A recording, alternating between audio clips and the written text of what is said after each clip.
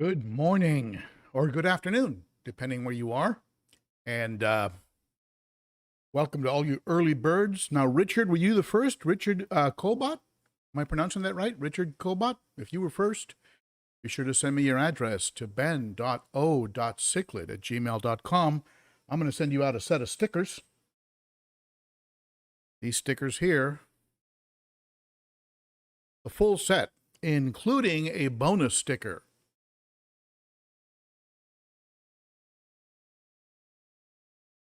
Garage Gang.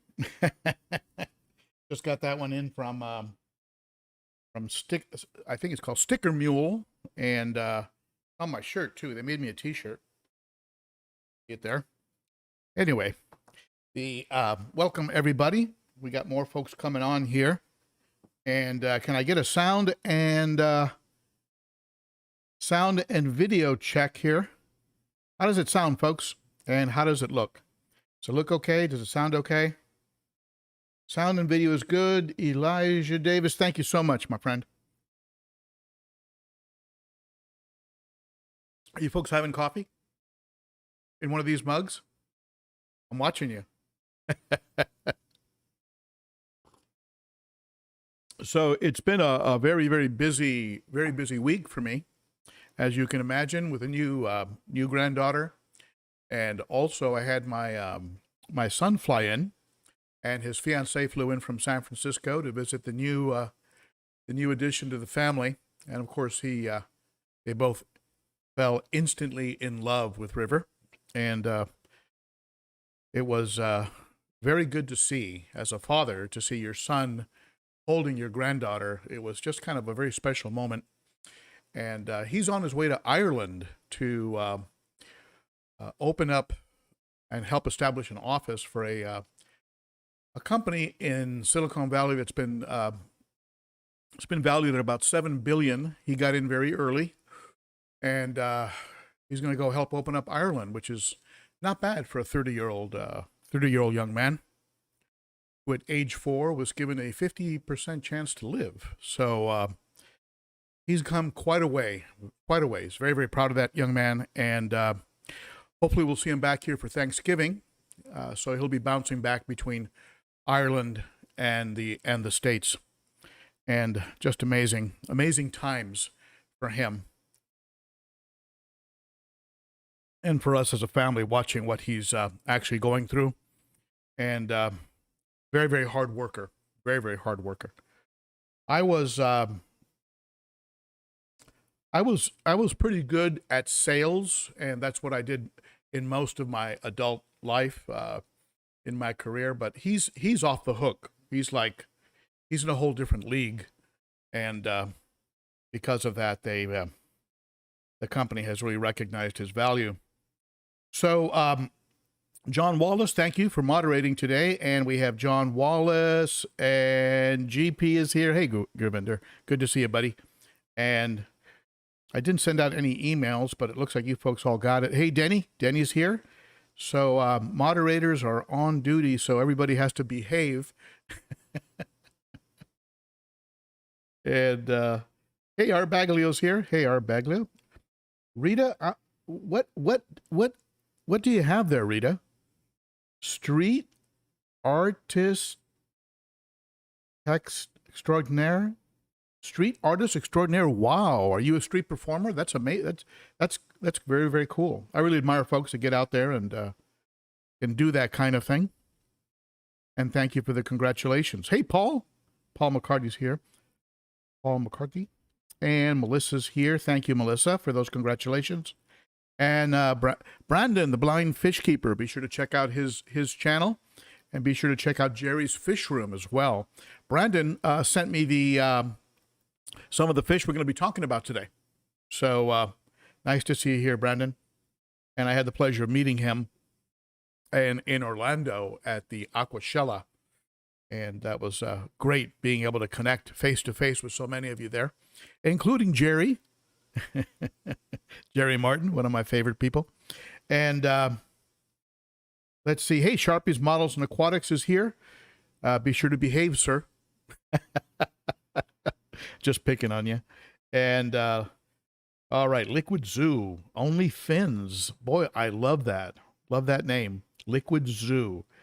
Joe Provenzano, I'm in again. Not a damn secret to my name, but I'm here again. Joe, I appreciate that. And as you know, this channel is, it has a cichlid theme for sure. It has a cichlid theme, but, you know, we talk about topics that are, they apply to everybody, and all types of fish keepers, even though admittedly there is a cichlid theme here. Let's see here.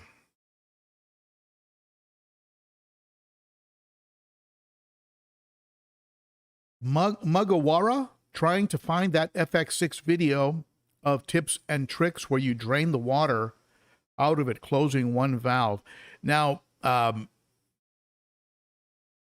that is part of the FX6 playlist. If you go to my channel, below the channel banner, you'll see playlists, and you'll go in there, you'll find FX playlist, and it's in one of those FX6 tips video, and just a great way to just sort of drain it out. You can also, of course, open up the bottom purge valve and drain it out that way. If you can actually, you know, connect a hose to that, or have it elevated. And I used to drain it. I used to stick it up on a stool and drain it into buckets. And you know, it's just really hard to move. And I haven't quite gotten to the point where I have to service the FX6 on the 210, because it's in a it's under the tank, and the tank has those cutouts, right? Those doors that come off, and they're just cutouts. So you remove the whole section. So I'm going to have to not just slide it out, which would be relatively easy. I'm going to have to lift it underneath the tank, lift it, and then move it out. So I'm going to have to figure out some way to empty it out. Now, that being said, remember that I keep my FX6 in a tub. So it just dawned on me, I might be able just to open up that purge valve and let it drain half its volume into the Tupperware tub that it's sitting in, then pull out the FX6 and then bring the tub out, which would be a lot easier to do. A little risky on getting water everywhere, but it might work. It might work. But man, those canisters, when they're full, they're a lot to handle. They're a lot to handle. So what do we got? About 80 people on the stream here. So let's go ahead and do the official start. What do you say?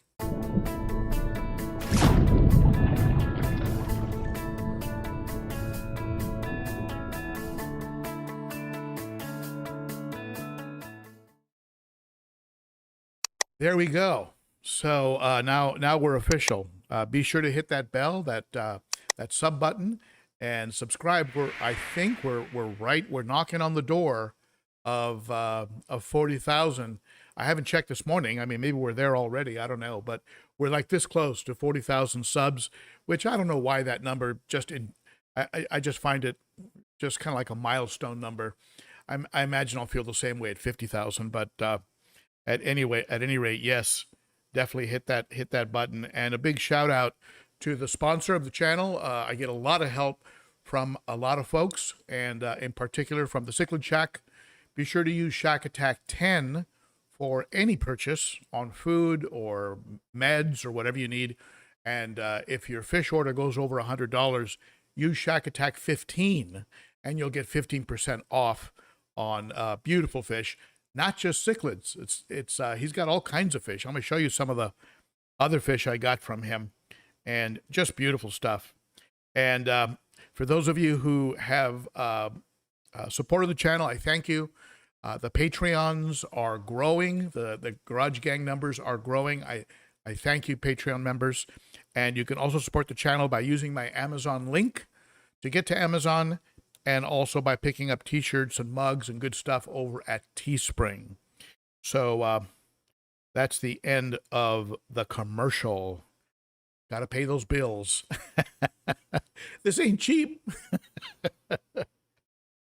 I spent a good part of this week.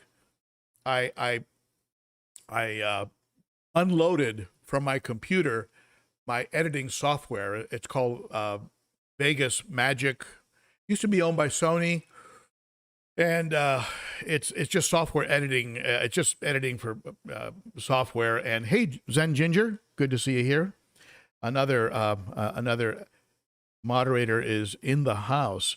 So at any rate, so I was so frustrated with it because I would spend 2 or 3 hours editing a video, and then at the very end it would crash, and I couldn't recover any of the work.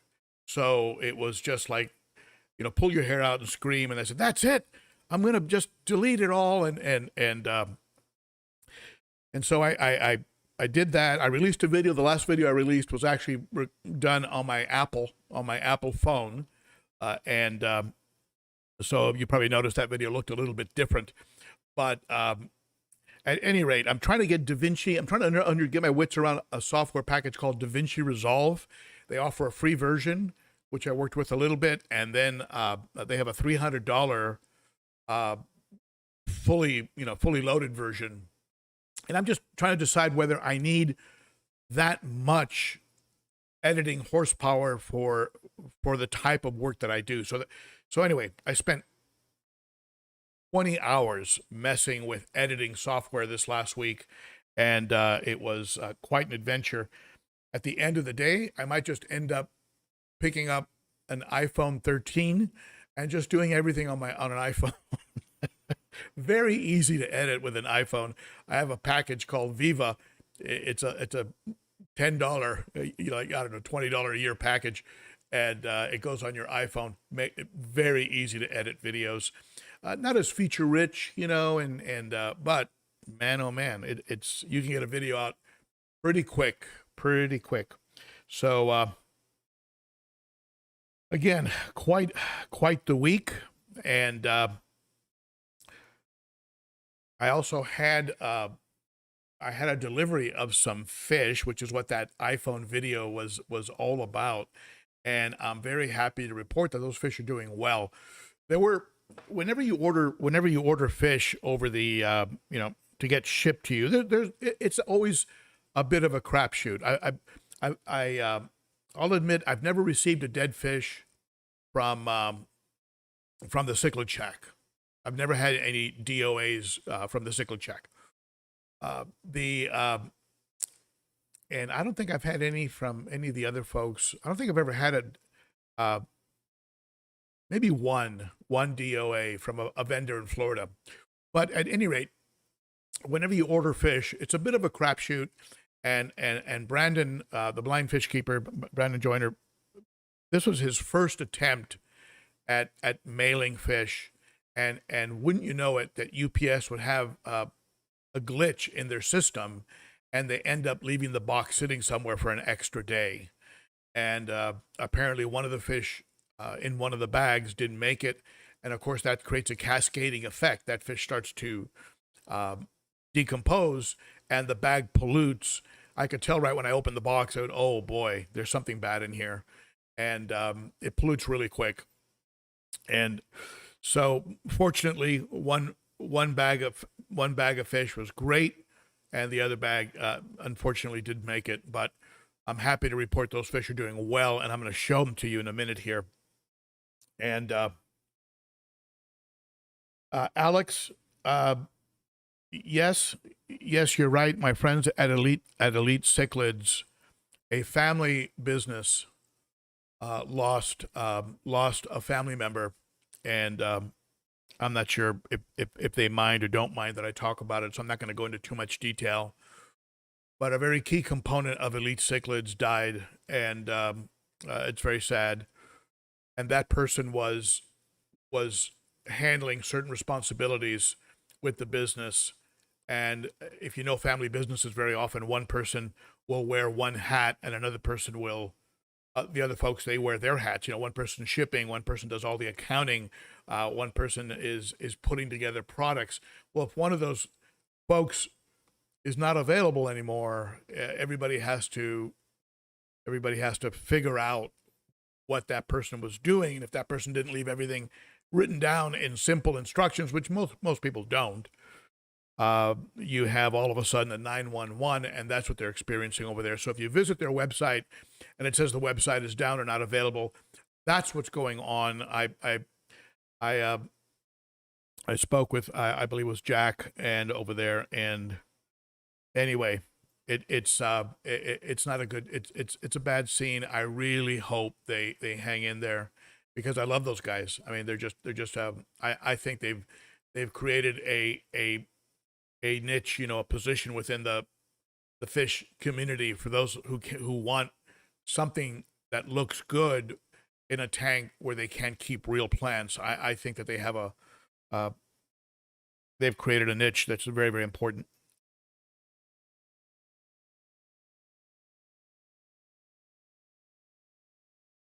So, getting on to something a little bit more cheerful, I put together a video for you. This is a video that will only be seen by you, the folks that watch my live streams. And so let's go ahead and play this, and I'll narrate it as we go along. It's basically an update of all the tanks and all the fish, like I promised in my thumbnail. It's not all clickbait. I actually do try and deliver what the video says it's going to be. I mean, folks ever clicked on a video and the title had nothing to do with what the video was about? It was just a complete clickbait, right? Anyway, so let's take a look here at let's take a look at the tanks. So here's the 90-gallon, and what I've done with the 90-gallon is I've put all the fish. I put the geos are all back in there now, and there's the vieja. Look how big that vieja is getting. Just a beautiful fish. Seems to be pretty peaceful. Just kind of lumbers around. There's Tom, the Jack Dempsey. No, his name is not Jack. It's Tom, and there's a story behind that, since Tom was the owner. And there's one of the geos. Surimanensis, and they just keep tearing each other up. Look at his tail. They're all like that. I put them in hospital tanks so their tails get a little better and they can calm down a little bit.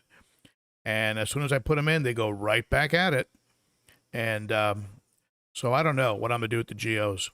There's that big green severum that I rehabilitated and I put back in the 90. He's being a little bit of a jerk. A little bit. He's going after the red shoulder. He's being a little bit of a bully. I'm thinking maybe after I put the two red spotted, the gold severums in there, that might spread out a little bit. But the red shoulder is under a little bit of stress right now. And if I have to, I might end up getting rid of the green severum, even though he is getting very beautiful. He's getting some blue around the face and on the edges of the fins. I mean, he's turning into a beautiful fish, but I may have to get rid of him. In the tank behind me, the 55-gallon South American, Central American grow out. Look at that Ochart, a beautiful fish. There's one of the Jack Dempseys. Look at the little blue markings on his face. That's one of the ones I got from the blind fish keeper, from Brandon. And there's 3 of them in here, and they are doing really well, despite being just little peewees. They've got that spot right in the middle of the body. Makes them look a little bit like the redhead tapajos. I have a couple redhead tapajos in here. I just love these Ocharas. They're so pretty. There's one of the tapajos. See how it has that spot right in the middle of the body. Red spotted gold severum. I got 2 of those in there. One of my favorite fish. Beautiful temperament, and they just get very, very pretty. Anyway, I'm just really excited about the little blue markings on the face of that green tear. He's going to be a looker. I also have a couple chocolate cichlids in here that change color all the time, and a couple Nicaragua cichlids as well. There's a Nicaragua cichlid. Beautiful fish, starting to get some color already in the fins. Probably the most aggressive ones in the tank. And these are the Mexican chocolate cichlids from Mexico. They go almost a dark purple brown, and then they go completely light, completely white, like the one you see there. So they just change depending on whatever mood they're in.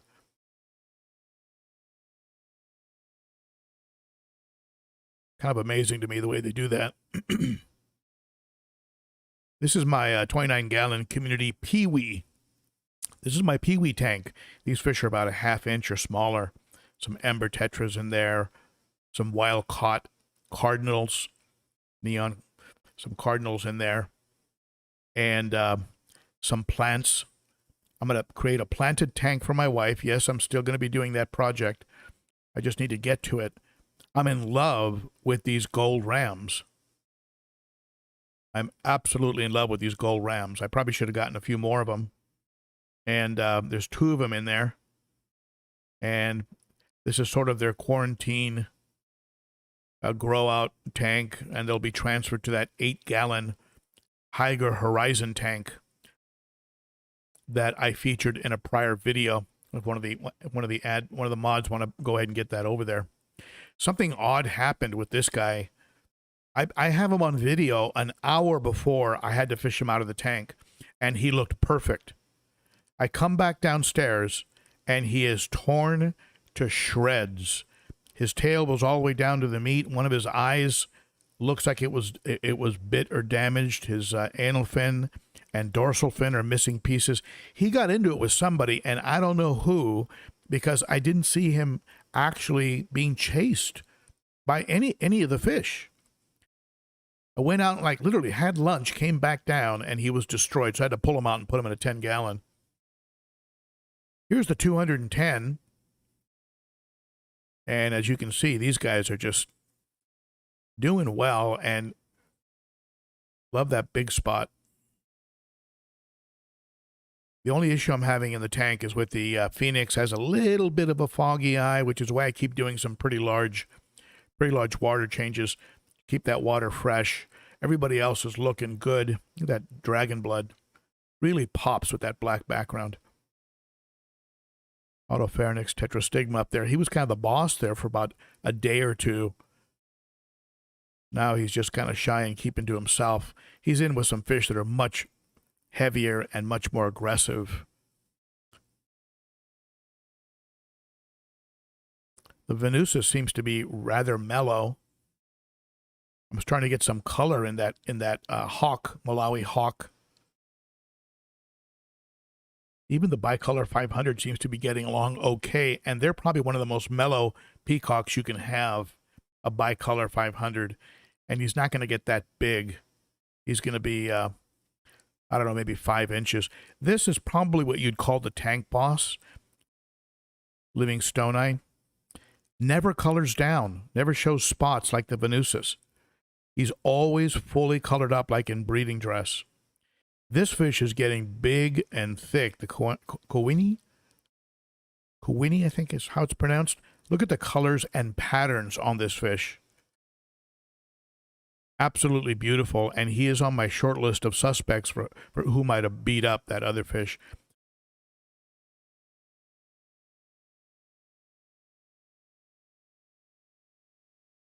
So as you can see, everybody's doing well in here.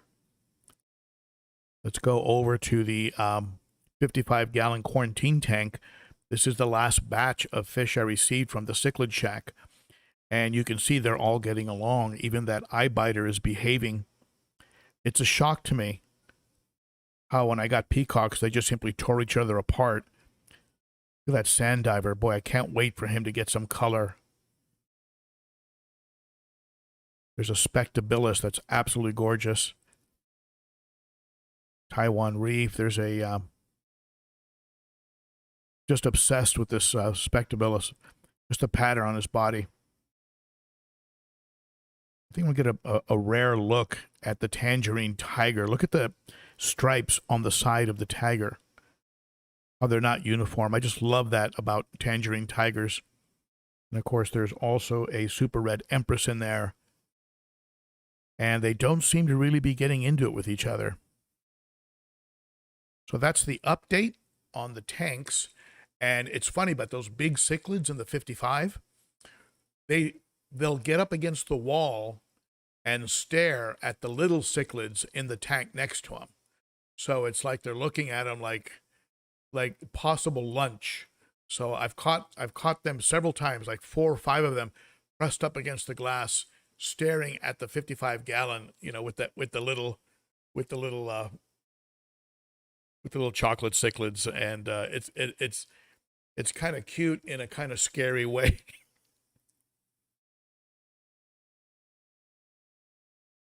Muchas gracias, Frank. Vera comes through with a super chat. Thank you, my friend.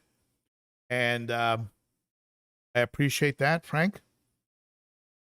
Un amigo mío de Puerto Rico. And hey, Rico Stan comes in with $5. You represent us graybeards perfectly, my friend. The graybeard gang. So let's take a look at some of your comments and some of your questions, and I'll go ahead and answer those. It looks like we're just over 100. And folks on the live stream, I thank all of you for joining and hanging in there. And Slim Tim, yes, that's bad news on Elite Cichlids. Prayers, good vibes, good thoughts, whatever you do, when you are hoping somebody else gets over something terrible, please do that. Send a little love their way, and they have become an important part of the fish keeping community, I think. And I love family-owned businesses, so I don't want them to just disappear. Let's see here. So I do want to talk with you a little bit about filters and filtration. Again, it was on the thumbnail, so I have to deliver, And somebody asked me a question the other day, and they were about to move, and maybe this has happened to you. Certainly, if you have if you bought small Oscars or some juvenile African cichlids, a way to save money, right? You just buy like 4 or 5 or 6 juvies, grow them out, keep the best male, right? Maybe sell the others or breed them. So it's a good way to go for some people to save some money. You buy them young. But this person was about to transfer the fish from, I believe, like a 40-gallon over to a 125, and wanted to know the best way to go. And for me, the priority on a project like that, which I had just gone through, I mean, moving the fish into the 210-gallon from other established tanks, the priority, of course, number one, is minimize the stress on the fish. Otherwise, they're going to get into the new home and probably get sick on you. And the other one, of course, is safeguarding and making sure that the beneficial bacteria that you have established doesn't die on you. It doesn't so that you can get an instantly cycled tank. And so my advice to this person was to bring over substrate and in the tank before it was filled with water. Otherwise, if you put it in when you have water in the tank, you're going to end up with a tank that's foggy for probably a month, right? For all those particles to get filtered out and settled down. I said, look, while the tank is still relatively, while the tank is empty, start moving over the substrate. And yes, that's going to disrupt the beneficial bacteria, but a lot of it, the bulk of it, I believe, will survive. And then bring over the decor. Then bring over filtration. And if you're going to be using the filtration, bringing it over. And again, a great way to safeguard with beneficial bacteria. And then use maybe half the water or some of the water more for pH purposes, not for beneficial bacteria purposes, because there isn't a lot of beneficial bacteria, if I understand it correctly, in the water column. But for pH purposes, and go ahead and add maybe half of the volume in the smaller tank to the larger tank, and then and this is probably the most crucial tip I can give you, be sure to add conditioner to that water for the full volume of the tank. So if I put, let's say 40 gallons or 30 gallons into the 210, just to keep the substrate moist from the old tank, then I would add enough conditioner for 210 gallons, actually a little bit more because of the sump, and then I would fill up the tank with temperature matched tap water. And if you don't add that conditioner, if you just start filling the tank, of course, depending on the levels of ammonia or chlorine or chloramine you have in your tap water, you could end up killing off a lot of your beneficial bacteria and creating a new cycle or a spike. And that's very hard on the fish. I created a spike in one of my tanks not that long ago. It was very, very painful to experience. And it corrected quickly, but not until after the damage was done. And so at any rate, you bring it over following those steps. When you fill the tank, put a plate in the bottom of the tank and make sure that your filling hose or the buckets that you're pouring into it are hitting the plate. Again, you don't want to disrupt or stir up that sand or gravel too much because, again, it'll fog up your water. And the more you disrupt it, the more you'll disrupt the beneficial bacteria. So put a plate down and pour onto the plate, fill the tank up, make sure that you're temperature matched. If you're not temperature matched, let your heaters run in the new tank until they are temperature matched so that you can do a straight transfer. Now keep in mind, while this is going on, the older tank that you're moving the fish from is probably cooling down, unless you have two sets of heaters and you have one still on in that tank. Also, with your heaters, keep in mind that your heaters need to be acclimated. In other words, when you put a heater into a tank, do not immediately plug it in. Let it sit in the tank for 15 to 20 minutes, then plug it in. When you unplug a heater and go to remove it, unplug it and let it sit for 15, 20 minutes, and then remove it. Heaters have to be gradiently acclimated or they can crack on you. They make them with thicker glass these days, so the cracks are more unusual, but it still happens. And if it happens in your tank and that junk and glass goes everywhere, it's a complete nightmare. I think I had it happen once a while ago, long time ago. So at any rate, if you follow those steps, you should be able to bring the fish directly into the new tank and have the tank be able to sustain the fish without any problem. You're bringing over the media in the prior filters. You brought over the substrate, which has a tremendous amount of beneficial bacteria, the decor, and still, I would suggest treating the tank and measuring the tank. Getting testing the water for a couple days, maybe for a week, and you should be fine. If you have some extra media, go ahead and maybe throw that in the sump or throw it in a mesh bag in the aquarium, just to give the aquarium an extra boost with beneficial bacteria to help shore up the needs of more water volume and the shock of moving it from one location to another. If you look in the 55-gallon behind me, and it's a little hard to see because I'm intentionally hiding it because it's kind of ugly. But if you, there's a little mesh bag there. See that?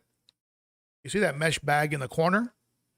That mesh bag has 2 or 3 squares of pinky filter floss that was pulled out of the hang-on back Marineland filters. And it was all gunked up and nasty and ugly, and I pulled it out, put it in the mesh, and I put it into that 55 gallon to help give the tank just a little extra of that good gunk, that good beneficial bacteria, because the tank went from basically one fish, the dragon blood that you see here in the 210 gallon over in the corner there. If I can get him on the camera. There he is. That dragon blood was the placeholder. He was just keeping the tank kind of alive. So I had one fish in that 55-gallon tank, and then I went ahead and brought in all these monsters. And so that's a lot. That's a big jump in bioload. And so I knew that that one fish and the feeding of that one fish probably had a certain amount of beneficial bacteria going, but probably not enough to support that many fish. So there's a little mesh bag there of extra.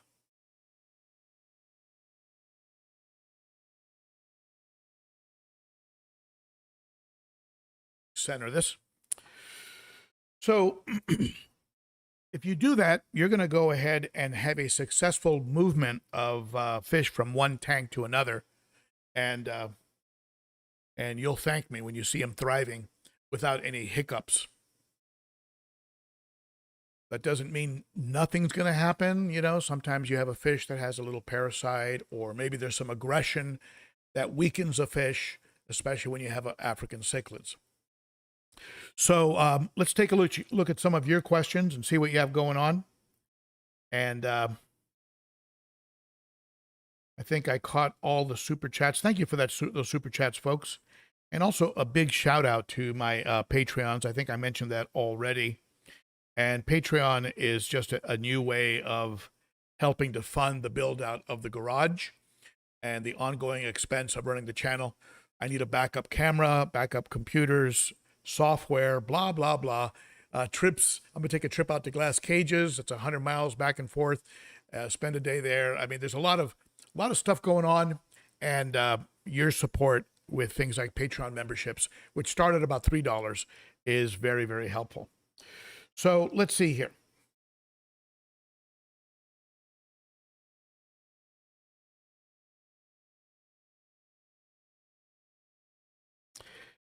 Slim Tim, when I upgraded my 55 to my 90 gallon, transferred over the dirty sump and substrate with decor. 90 cycled in 1 day. I'm also on well water. Yeah, there you go. You know, you don't need to go into a lot of Fritz, Fritz 7, Turbo 7, or any of those products. If you have media, and now when I clean a filter, and I pull media out like Pinky Floss, which I don't rinse and reuse Pinky Floss, it just gets so gunked up. But when I do that, I pull it out and I put it in a mesh bag and I stick it in one of the smaller tanks for later use. And it's come in handy several times. Sometimes if you go to your local fish store, and if you trust them, if they take good care of their tanks, because you don't want to bring over a disease, right? But sometimes they'll help you out. They'll give you some media. And certainly if you have a friend, you can get a little media from them. If you're somewhere around Nashville and you're setting up a tank, send me an email, ben.o.cichlid, and I'll give you some sponges that I have that are just full of beneficial bacteria. You'll take them home in a bag, just like you're coming from an aquarium shop, throw them in your tank, and you'll have pretty much an instantly cycled situation. Naturally, continue to monitor, continue to test. I've been using those Aquarium co-op test strips, and just love them. Fast, pretty accurate. And so I'm been very happy with those. One area of accuracy that's been really surprising to me is the difference, the disparity between the heaters and what they tell me I'm at and what my digital thermometer is telling me I'm at. You know, my heaters are telling me, and even my controllers are telling me I'm at 80. And when I put the digital thermometer in the tank, it says 78.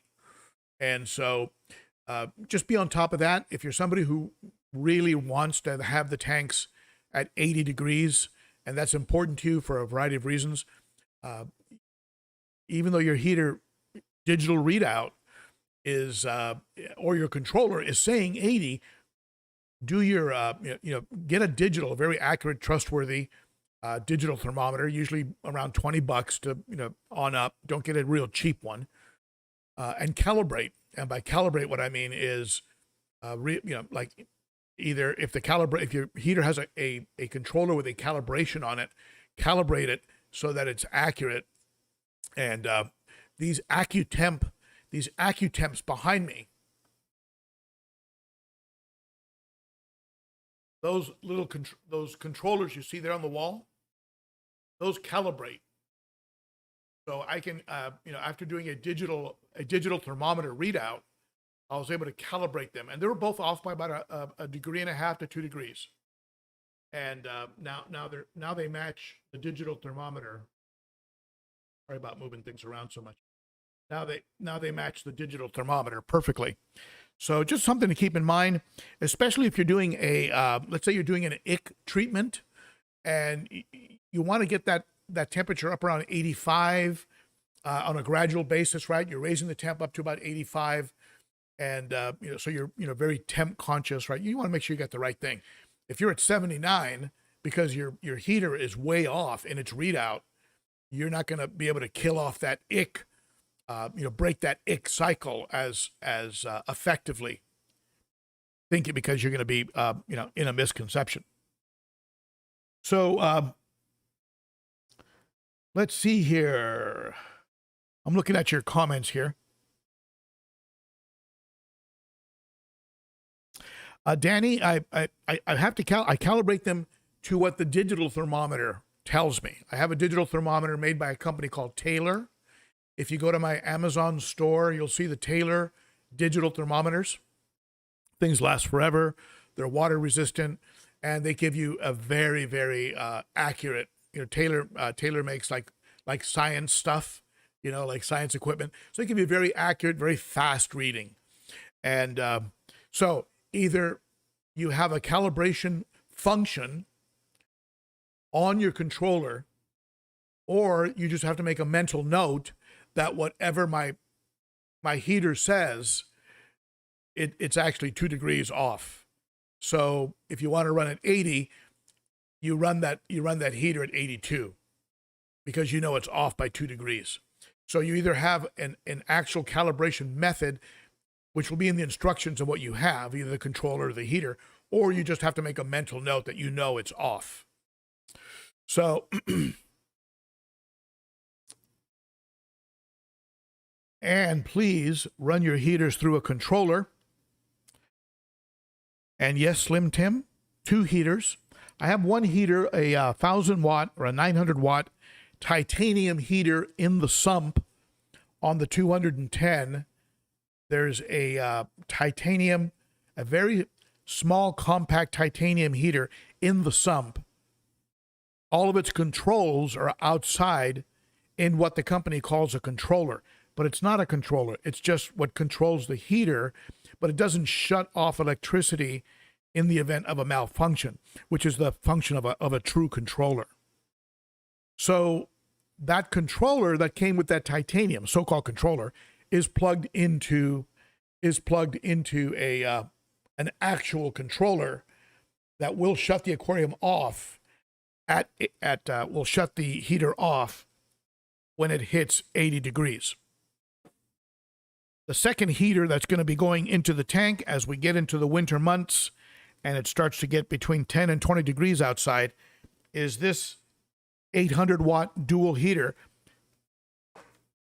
that I picked up from my friends over at, this is from Aqua, AQQA, but it's actually, I believe it's affiliated with Higer, and it's these, look at this thing. Like a military grade. It looks what they would. It almost looks like what they call a bird cage that you would put on a AR-15, and And it comes with this here, which they call a controller, but it's not a controller. It's just where the thermostat is and how you control your temp. So this will be plugging into the controller, and it'll stick to the back right of the aquarium. So between those two, 210 gallons should be very comfortable. And I don't have to worry about the fish getting cooked, because if the temp, as soon as the sensor and the controller senses that it's hit 80, it shuts all the juice off to the heaters. Worst case scenario, your controller malfunctions. I know somebody that happened to, somebody that you know. Their controller malfunctioned and lost a lot of fish, ended up cooking some very beautiful fish. I think the tank got up into the mid-90s, and unfortunately not uncommon. Okay. Alex, I love Benga Sunshines, and I think a Benga Sunshine would be nice. They tend to be so peaceful that I don't know how they're doing here. I mean, the Bicolor 500 is doing okay, so I don't know. Maybe a Benga Sunshine would be all right. They seem to be not interested in the bicolor, and the Bicolor 500 looks a lot more like the other fish. So you think that he would be getting harassed. You know, he has the same colors as the big spot, right? And definitely, I love a Benga Sunshine. So that's on the list for sure. So Danny Wesh, I hope I'm pronouncing that right. I agree. Taylor makes great products. I was just like, how do you calibrate? Okay, I get the question. And yeah, some of it you just have to make a mental note because you don't have a calibration tool or function within the heater. Remco comes in with a super chat. Thank you, my friend. Very, very appreciated. And Remco is also one of my Patreon. He's a member of the Garage Gang. All right. So let's see here. Any questions? Go ahead and add them now. I'm going scrolling the chat. Do you like it when I show you? Do you like it when I show you the chat? Is that you can be on? Your name can be on YouTube here, and so let's see here.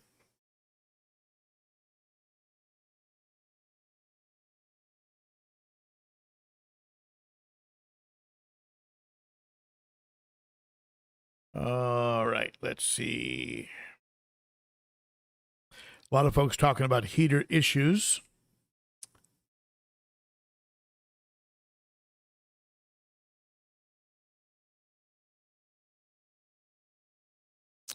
Richard Chobot, I'm in the process of combining two smaller tanks into a bigger one. Did pretty much what you described and got most of the fish in the new tank now. Yeah, if you just do it, just take your time and do it, patiently. Make sure you don't. I mean, the biggest mistake, and this was something that I discussed with the rep from Fritz, who makes the bacteria in a bottle products.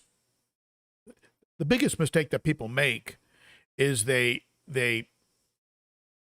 add water to the tank and they forget to condition it.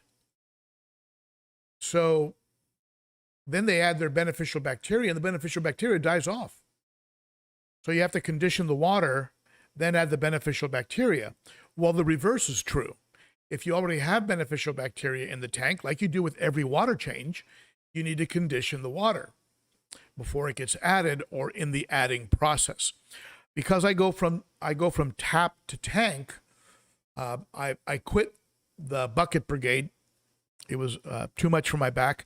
Even though with that tank upstairs in my wife's office, I'm probably going to get back on bucket brigade. But with an 8-gallon tank, I mean, come on, a 50% water change is going to be 4 gallons. So I think I can handle it. Maybe not 3 weeks ago after my bike accident, I couldn't handle it. I couldn't get myself out of bed, let alone pick up a bucket. I'd be brushing my teeth and my arm would like start to fail on me. It was a rough scene. So let's see. Any more comments here I want to go through?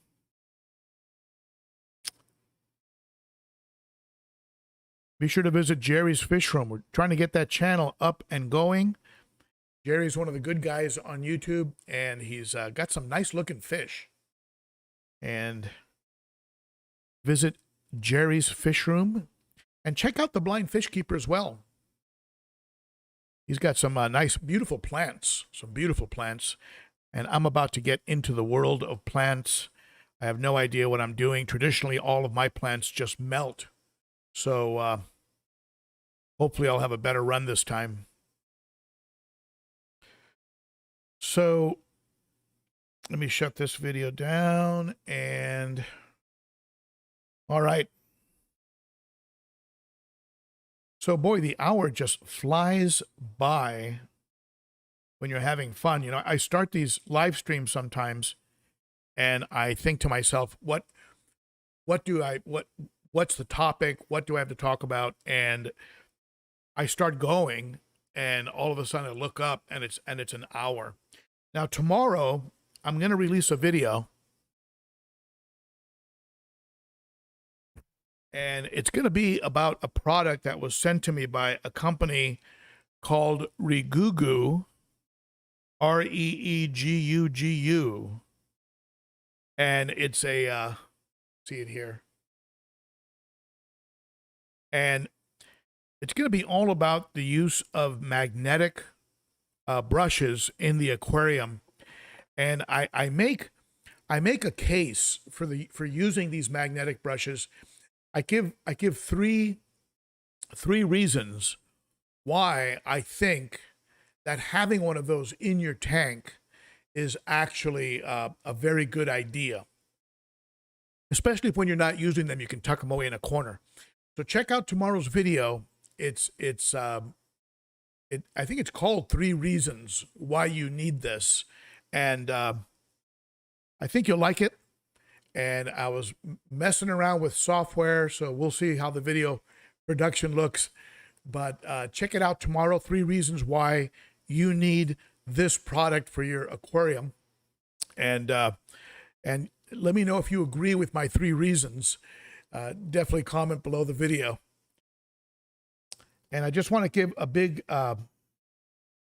shout out to my moderators who always do a wonderful job.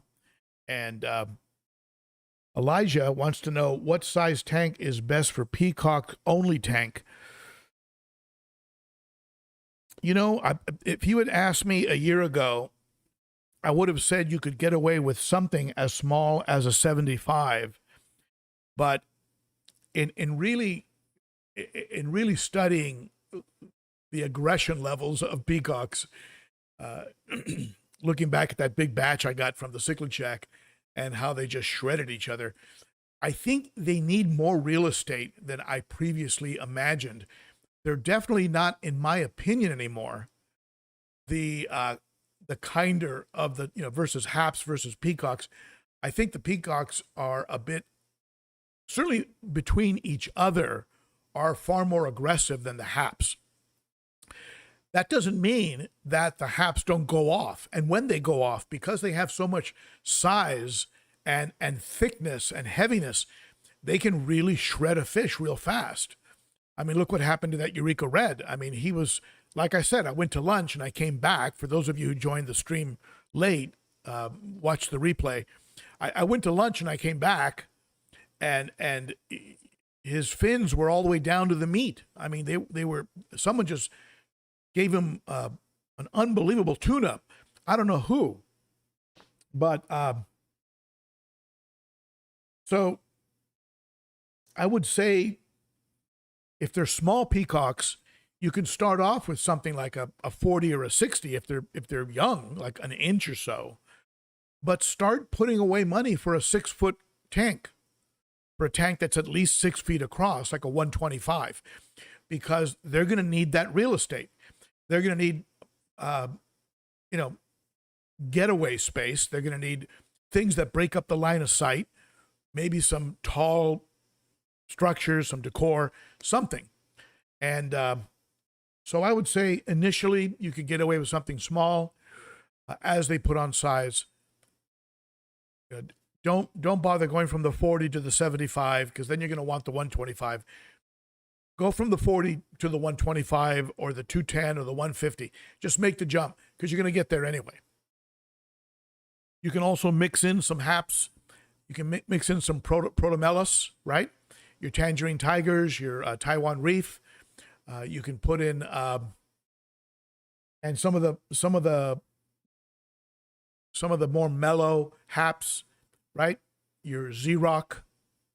You can put a Z-Rock in there, fish like that. Even among the Nimbochromis, I put a linny in there. A linny, if you can find one, very rare, but a beautiful fish, very unusual shape. You can put a linny in there. They don't get too ginormous. And your bucos, right? Not your green, but just your standard Buccochromis. Again, on the 125 or 150, 210, you could put a Buccochromis notatania in there. And they tend to keep to their own. They just want to go up and down in the glass and kind of hang out. And like the one I'm looking at right now. So at any rate,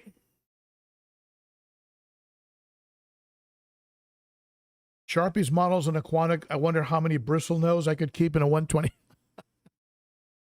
Probably 100. Probably about 100 of them. They don't get that big, actually. Amber Key, Ben, your moderators are the best. Everyone, enjoy your day and keep on fish keeping. Amber, you are right.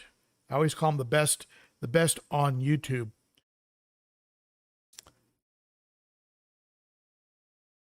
Yeah, Alex, that going from 75 to 125, it really calms them down. I noticed that with the South Americans as well. When I had them in the 55, they were pretty, they were a little snarly. They were going after each other. I put them in the 90 and they kind of chilled out, mellowed out. Then when they put on size, and some things kick in, of course, with size, right? Especially with the geos, the Surimanensis. Now, other geos are probably much more peaceful. The Surimanensis, come to find out, I've been told by several people that they can be a handful, and they get very big. So we'll see. We'll see. You might be seeing some geos on Craigslist if they don't behave. All right. So thank you very much, everybody, and I appreciate you spending part of your Saturday with me. Look for that video tomorrow. I'll try and get one out during the week. I've got to get back out to 3 videos a week if I can. Just so much has been going on. It's been a little bit rough, and but I've got a lot of content, a lot of stuff I want to. I am going to visit Glass Cages for the building out of a tank. While I'm at Glass Cages, we're going to talk about that South American tank. The South American fish are going to be going into a 150 to 200, and it's going to go behind me. So these 255s are going to be turning into a 150-gallon tank. And this 90, that's going to be turning into a planted discus tank. So we got some exciting stuff coming down the line. So stay tuned, my friends. And a big thank you to all of you. You are the best, and when I say you rock, I mean you rock. Simple as that. You rock. Thank you, everybody. See you next week.